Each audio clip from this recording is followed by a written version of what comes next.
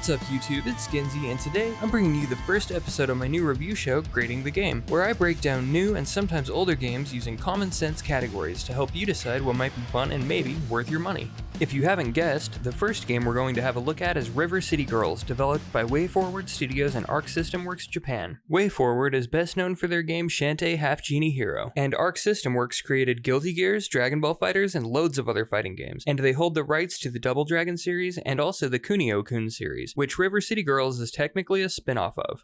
Something I find amazing is that there are more than 30 games in the Kunio-kun series, and it has been running for more than 30 years. River City Girls is a game that I feel like almost everybody slept on, but why? Was it a terrible game? Let's keep watching and find out. In the game, Misako and her best friend Kyoko get word that their boyfriends and stars of most previous games, Kunio and Riki, have been kidnapped, and so the two girls set out on a mission to find them. In typical side-scrolling beat-em-up fashion, the girls beat down a colorful cast of enemies to steal their money and spend it on new techniques, equipment, and healing items, creating a gameplay loop that is nearly identical to River City Ransom on NES. The first topic we'll be discussing is graphics, and I feel like there's a lot to like in this department. I feel like a lot of the time pixel art can come off as sloppy and low effort, and a lot of indie developers tend to use it as a crutch because it's just easier to manage, but that is definitely not the case here. From the characters to interactable objects to the wildly varied backdrops, this pixel art is a gorgeous treat from start to finish. Combined with the colorful and vibrant anime and manga style cutscenes, there's enough visual variety to make this one a real looker, so this category scores an easy A+.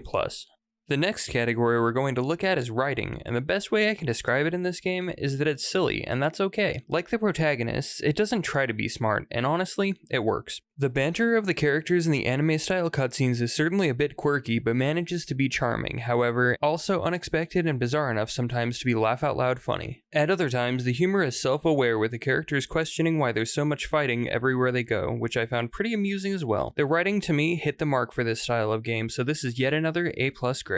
Now, moving on to the sound design, this is another area where I feel like the developers really put the polish. From the fun, thrashy, and horrifyingly catchy theme song to the wide variety of chiptunes-inspired synthwave tracks, River City Girls' original soundtrack is a pleasure to listen to. I feel like the vocal tracks like this one, featuring Megan McDuffie, were specific high points.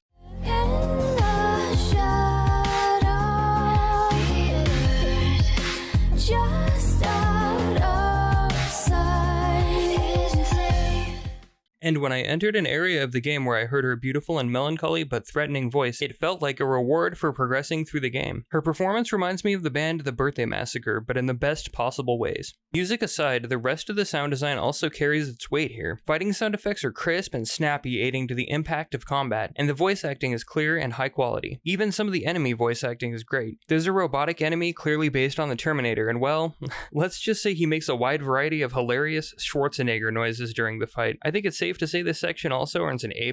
For this next part, I'll discuss microtransactions, and this is going to be a short one because there are none whatsoever. No DLC, no cosmetics, no nothing. This also obviously gets an A+, since there was nothing here hindering the core experience of the game. So on to the important question, taking all of this into account, is the game fun? Here, my honest answer to you, my awesome viewers, is yes. It is a lot of fun, but I think it could have been better in a couple of ways. First, the good aspects though. The core gameplay loop of beating up guys to buy new techniques was something that I thought was very effective. It motivated me to run excitedly back to the dojo when I had enough money to make my character stronger, and every upgrade felt substantial. This also helped stop the game from feeling repetitive through adding a constant variety to fights as the game moved on. The fights themselves felt satisfying and impactful because of a combination of visual effects, sound, and haptic feedback from the controller, plus some of the techniques knocking enemies across the screen and even on top of buildings at some points totally helped. The AI is smart enough to put pressure on you, but not overbearing enough to make the game feel unfair. The boss fights are also engaging and have unique gimmicks that make them feel challenging until you figure out the mechanic, and are rewarding once you do. Unfortunately, not everything I have to report is good though, and this game does have a couple of systems that were implemented in highly questionable ways. My first example is a gotta catch 'em all style collection system where you can add enemies you dominate to a list in your phone, and summon them later to do one-shot assist style attacks like in some fighting games. These attacks can be used somewhat infrequently and almost never connect with enemies due to the way hitboxes are designed. This made collecting the enemy types seem pointless pointless, and not long after figuring out how the system worked, I completely abandoned it. Seeing which recolors the rather large varieties of enemies came in just wasn't enough of a motivation for me to care about continuing to work on it. I think the system could have been improved by simply increasing the area of effect on companion attacks and making them a bit more unique. Maybe it would have been fun if each enemy unlocked unique cosmetic items too, or something like that. The game's itemization was another slight hindrance to the experience. Many of the options for equipable items proved to be superfluous due to not changing gameplay enough to matter. It didn't take long after release for players to figure out what was the best in slot and abandon everything else, and this could have been done a lot better. Despite all of this though, the game is a rock-solid entry into the genre, and moment to moment is a lot of fun, so I give it a B+ for the fun category. It's also worth mentioning that the game launched with some issues like the button to transition areas overlapping with one of the attack buttons, and some of the dialogue during the ending not working very well, but both of these things were addressed by the developers. Before we wrap things up here, let's discuss the overall value of the game. It comes in at a $30 price tag and an average runtime of 7 to 8 hours according to howlongtobeat.com. The game does, however, have a New Game Plus mode where you can play as some pretty awesome unlockable characters, so that moves the playtime closer to 16 hours for the price of admission realistically. All in all, I think the length of the game is appropriate, and it really doesn't overstay its welcome. So considering this, plus its lack of microtransactions, I call the value another solid A+.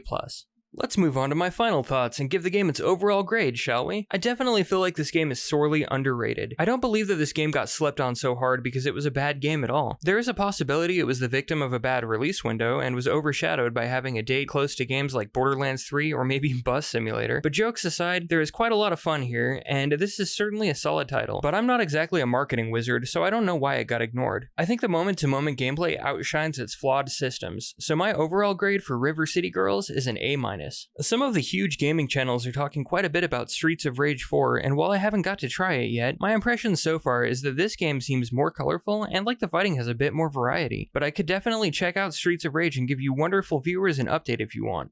I do care a lot about what you think, and giving my like button a slap lets me know if you found this video helpful or informative. I plan on alternating between reviews and other kinds of content to keep things fresh, but I'm always open to suggestions. And with that, this was Grading the Game, where I use sensible categories to help you find games you might like. What do you think about River City Girls? Have you played it? Is it on your radar? What about River City Ransom? Does that trigger the old nostalgia receptors? Let's have a discussion about what's on your mind. I'll see you down in the comment box, on Twitter at Skinsy Gaming, and on the next video. Later!